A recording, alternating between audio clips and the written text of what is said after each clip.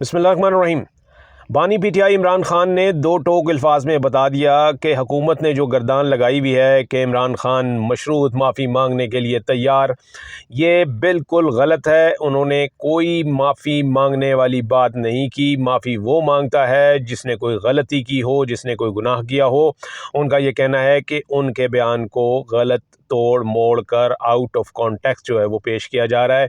आज अडियाला जेल में उन्होंने सहाफ़ी दोस्तों के साथ दोबारा जो है वो एक केस की समाअत थी, 190 मिलियन पाउंड केस की समाअत थी। वहाँ पर उन्होंने सहाफ़ियों के साथ गुफ्तगू की, गैर रस्मी गुफ्तगू की और डिटेल के साथ गुफ्तगू की। उसमें उन्होंने जो इस वक्त हुकूमत ये गर्दान नाप रही थी कि बानी पीटीआई तैयार हो गए हैं माफ़ी मांगने के लिए, 9 मई के मुकदमात पे माफ़ी मांगेंगे, तो उन्होंने बता दिया ऐसी कोई बात नहीं है।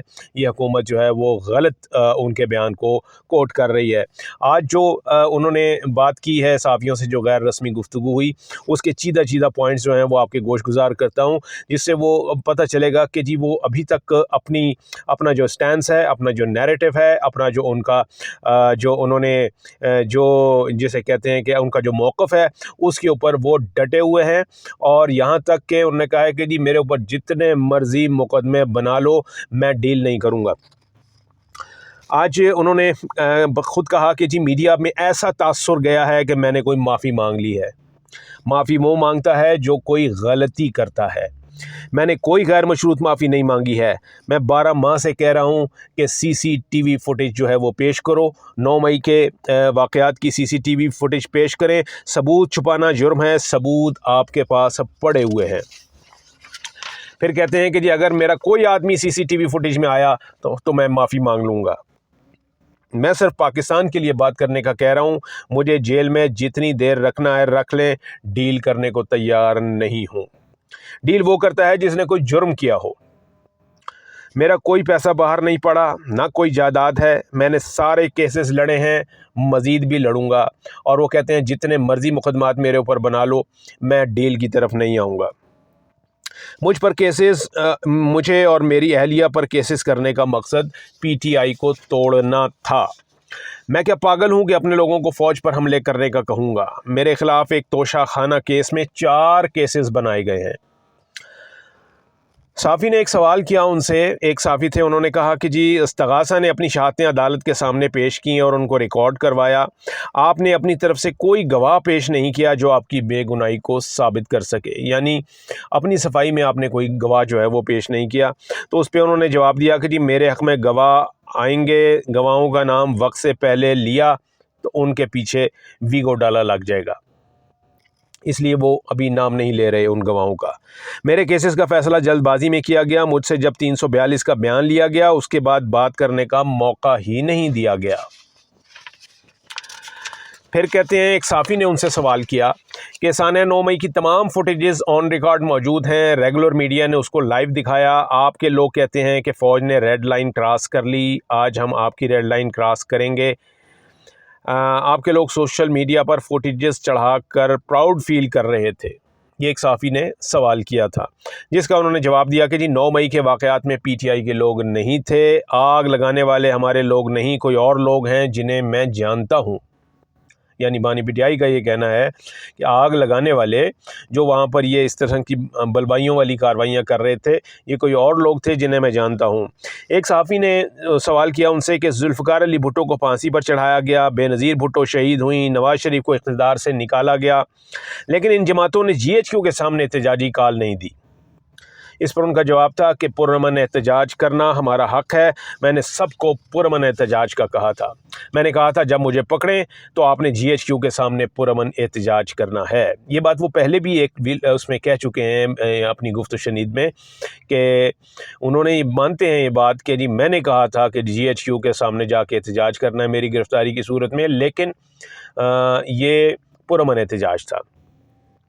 ज़ाहिर है हमें जहाँ से मसला होगा वहीं एहतजाज करेंगे, ये हमारा आइनी हक़ है। हमारे पुरअमन एहतजाज पर हमें दहशतगर्द बना दिया गया।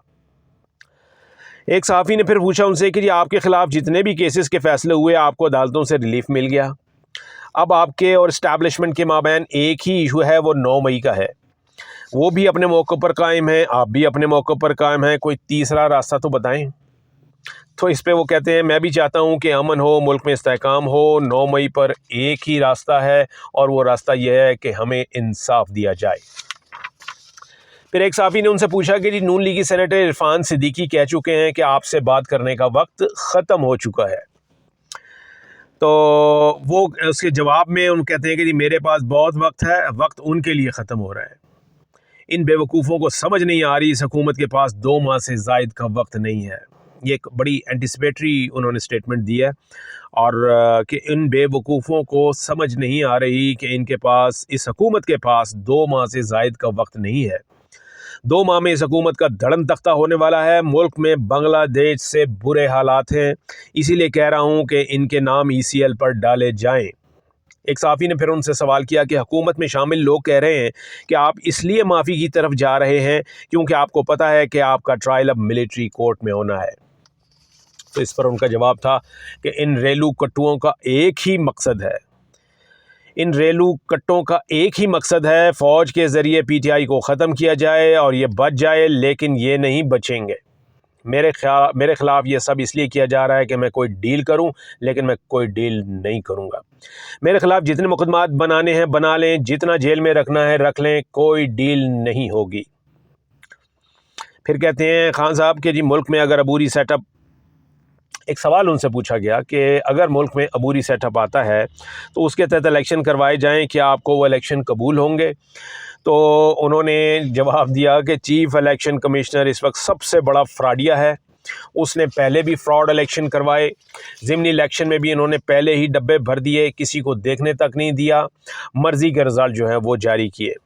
موجودہ حکومت کے زیر انتظام بننے والے عبوری سیٹ اپ اور اس چیف الیکشن کی نگرانی میں کوئی بھی انتخابات ہوئے ہم الیکشن کو تسلیم نہیں کریں گے۔ یعنی اگر کوئی تیسرا راستہ نکلتا ہے اور الیکشن کی بات ہوتی ہے تو ایسی صورت میں وہ الیکشن جو ہیں وہ یہ والا الیکشن کمیشن یا یہ والا الیکشن کمشنر جو ہے وہ نہیں کروائیں گے، اس لیے اگر ایسا ہوا تو وہ الیکشن پھر تسلیم نہیں ہوں گے۔ تو یہ بھی ایک بہت بڑا پیغام ہے جو کہ الیکشن کمیشن کی جو اس وقت ان کا جو رول ہے اس کے تناظر میں انہوں نے دیا ہے۔ صحافی نے پھر ان سے پوچھا کہ جی آپ نے موجودہ آرمی چیف کو پیغامات بھجوائے کہ آپ نیوٹرل ہو جائیں، تو خان صاحب نے اس میں جواب دیا کہ میں نے آرمی چیف کو صرف غیر سیاسی ہونے کا کہا تھا کہ آئین کی حدود میں رہیں، کہ فوج کا جو آئینی کردار ہے صرف اسی کردار تک محدود رہیں۔ وہ کہتے ہیں میں نے نیوٹرل کا نہیں کہا تھا آرمی چیف سے متعلق، نیوٹرل تو صرف جانور ہوتا ہے۔ تو یہ وہ آج کی ساری چیدہ گفتگو کے پوائنٹس تھے جو کہ آپ کے سامنے پیش کیے، اور اس کا لب لباب یہ ہے کہ ان کی بڑی خواہش ہے کہ جو ہے وہ خان صاحب جو ہیں وہ گھٹنے ٹیک دیں، کوئی شکست تسلیم کر لیں، ہتھیار پھینک دیں اور معافی مانگ لیں، لیکن دوسری جانب قیدی نمبر 804 جو ہے وہ ڈٹا ہوا ہے، وہ کہتا ہے کہ جناب جتنے مرضی مقدمے بناؤ میں ادھر ہی ہوں، جتنے مرضی آپ جو ہے وہ میرے رشتہ داروں کو، میری اہلیہ کے خلاف مقدمات بنا لیں، میں نے ڈیل نہیں کرنی۔ اور تیسری بات یہ کہ یہ وہ کہتے ہیں کہ جتنا مرضی یہ کوشش کر لیں PTI کو توڑنے کے لیے، یہ اپنے مقصد میں کامیاب نہیں ہو سکتے۔ اور معافی والی بات پہ انہوں نے سٹریس دے کر کہا کہ ایسی کوئی بات نہیں ہے، میں نے کسی سے معافی مانگنے کی بات نہیں کی۔ CCTV فوٹیج جو ہے وہ اس پر ابھی بھی قائم ہے کہ وہ 9 مئی کی CCTV فوٹیج جو ہے وہ سامنے لائی جائے، اس میں پتہ چل جائے گا کہ معافی اگر مانگنی ہے تو کس نے مانگنی ہے۔